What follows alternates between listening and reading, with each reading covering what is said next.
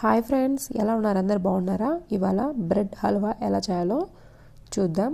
Stove మీద ఒక బాండి పెట్టి అందులో 1 టేబుల్ స్పూన్ నెయ్యి యాడ్ చేసి అది హీట్ అయినాక నేను సన్నగా చాప్ చేసిన బాదంని ఫ్రై చేసుకొని పక్కన పెట్టేశాను. అలాగే కిస్మిస్ కూడా ఫ్రై చేసి పక్కన పెట్టేశాను. అదే బాండిలో ఇంకా 2 టేబుల్ స్పూన్ నెయ్యి యాడ్ చేసి ఈ బ్రెడ్ స్లైసెస్ని సైడ్ ఎడ్జెస్ కట్ చేసుకొని ఇలా మొత్తం యాడ్ చేసి కలర్ చేంజ్ అయ్యేంత వరకు ఫ్రై చేసుకోండి. ఇలా మొత్తం ఫ్రై చేసుకొని ఇది పక్కన పెట్టేసేయండి.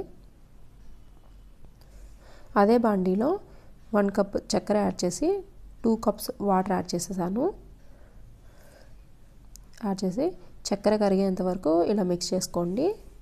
కరిగిపోయినాక యాలక్కాయలు ఒక 2 వేసి బాగా బాయిల్ చేసుకోండి. బాయిల్ అయినాక మనం బ్రెడ్ పీసెస్ వేయించాం కదా, అవన్నీ ఇందులో యాడ్ చేయండి.